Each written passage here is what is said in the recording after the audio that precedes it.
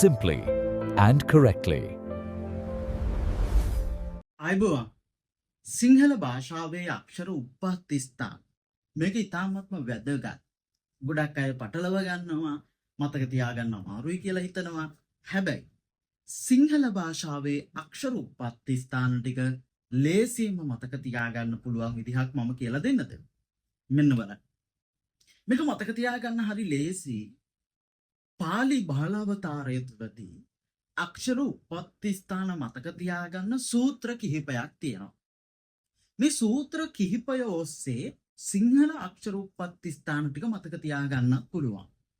මම මේ සූත්‍ර ටික කියන්නම්. අකවග්ගාහා කණ්ඨජ, ඉචවග්ගායා තාලුජා, උපවග්ගා ඔට්ටජා, තවග්ගා රලා මුද්දජා, තවග්ගා ලසා දන්තජා, ඒ කණ්ඨ තාලුජෝ, ඕ කණ්ඨෝට්ටජෝ, වෝ දන්තෝට්ටජෝ. මෙන්න අක්ෂර උප්පත්ති ස්ථාන ටික. මේක ප්‍රධාන වශයෙන් අපිට පුළුවන් කොටස් දෙකකට බෙදා ගන්න. ඒකජාක්ෂර සහ ද්විජාක්ෂර. එක තැනකින් උපදින අකුරු ඒකජාක්ෂරයි, තැන් දෙකක් මූලික කරගෙන උපදින අකුරු ද්විජාක්ෂරයි. ඒකජාක්ෂර එක තැනකින් උපදින ප්‍රධාන කොටස් පහයි අපිට හම්බ වෙන්නේ. මොකද්ද? ක වර්ගය, ච වර්ගය, ට වර්ගය, ත වර්ගය, ප වර්ගය. අකවග්ගා හා කණ්ඨජා.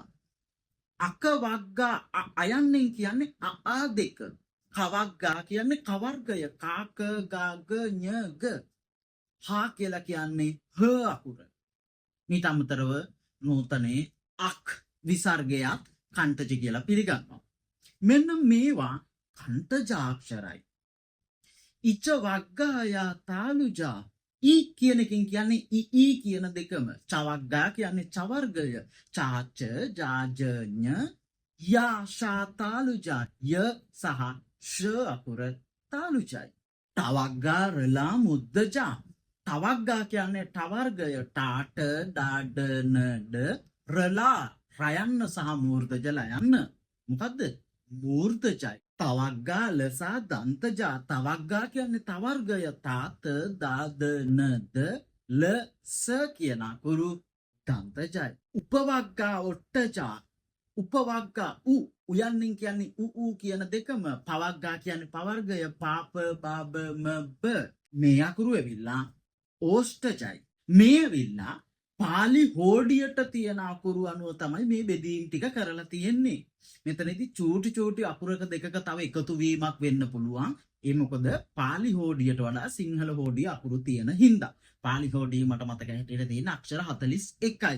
එතකොට සිංහල හෝඩිය නූතන වෙදි 60ක් තියෙනවානේ. එතකොට මේ ඉතුරු වෙන අනෙත් අකුරු ටික ඇවිල්ලා තව මේ බෙදීම් අතරට යනවානේ. එතකොට ඇවිල්ලා පොඩි වෙනස්කමක් වෙන්න පුළුවන්. නමුත් බහුතර අකුරු තෝරා ගැනීමට මේ සූත්‍ර ටික පාඩම් කරගත්තා නම් ගේමක් ගහ ගන්න පුළුවන්. ඊළඟට ද්විජාක්ෂර තැන් දෙකකින් උපදින අකුරු. මං කිව්වේ ඒ කණ්ඨ තාලුජෝ. ඒ කියන එකෙන් කියන්නේ එතන තියෙන අකුරු තුනම. ඒ අයි කියන තුනම. ඒ අයි කියන ඒවා උපදින්නේ කණ්ඨ තාලුජ, කණ්ඨෙන් සහ තල්ලෙන්. කණ්ඨ තාලුජාක්ෂර. ඒ තැන් දෙකෙන්ම උපදිනවා. ඕ කණ්ඨෝට්ටචෝ. ඕ අව් කියන අකුරු තුනම. මේ වෙවිලා කණ්ඨ ඕෂ්ඨජයි. කණ්ඨෝට්ටජ. එහෙම නැත්නම් කණ්ඨ ඕෂ්ඨජ අක්ෂර. වෝ දන්තෝට්ටජෝ. ඔය වෝ කියලා කියන්නේ ව අකුර. ඊට අමතරව සිංහලයේදී අලුත් අකුරක් ඇවිල්ලා තියෙනවා ෆ අකුර කියලා. පාලියේ නැති නිසා ව ෆ දෙක ඇවිල්ලා දන්ත ඕෂ්ඨජ විදිහට සලකන්නේ. මේ ද්විජාක්ෂර. මෙන්න මේ නිසා මතක තියාගන්න ඒකජාක්ෂර 5යි. එක තැනකින් උපදින ස්ථාන 5යි. තැන් දෙකකින් උපදින ස්ථාන 3යි. ඒවට අපි කියන්නේ ද්විජාක්ෂර. මෙන්න මේ සූත්‍ර 8න් ඒකේ බහුතර අක්ෂර ප්‍රමාණයක් ඔයාලට මතක තියාගන්න පුළුවන්. බෙදීම අනුව තව පොඩි ප්‍රමාණයයි වෙනස්කමක් වෙන්නේ. ගොඩාක් වෙලාවට ඔයාලට වැදගත් වෙන්නේ කෙටි ප්‍රශ්නයක් තෝරන්න වගේ. එහෙම නැත්නම් ප්‍රශ්නයකට පිළිතුරු සපයන්න වගේ. එතනදී අති බහුතර අක්ෂර සංඛ්‍යාවක් තියෙන නිසා මේක ප්‍රයෝජනවත් වෙයි. මොකද එකක් දෙකක් ඇරෙන්න අනිත් සියලු අක්ෂර මේ සූත්‍රය ඇතුළෙම තියෙන නිසා.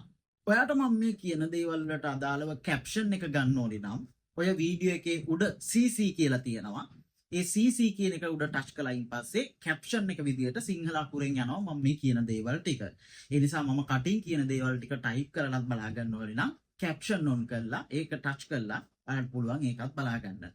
එහෙමනම් channel එක subscribe කරන්න, යාළුවෝ අතර share කරන්න, වීඩියෝ එක හොඳ නම් කමෙන්ට් එකක් දාන්න, තව ඕනි පාඩම් තියෙනවා නම් කමෙන්ට් කරන්න. අපි අලුත් වීඩියෝ එකකින් හමු වෙමු. හැමෝටම ජය වේවා. සිංහල සරලව සහ පහසුවෙන් ඉගෙන ගැනීමට අපගේ ඔන්ලයින් පන්තියට සම්බන්ධ වන්න.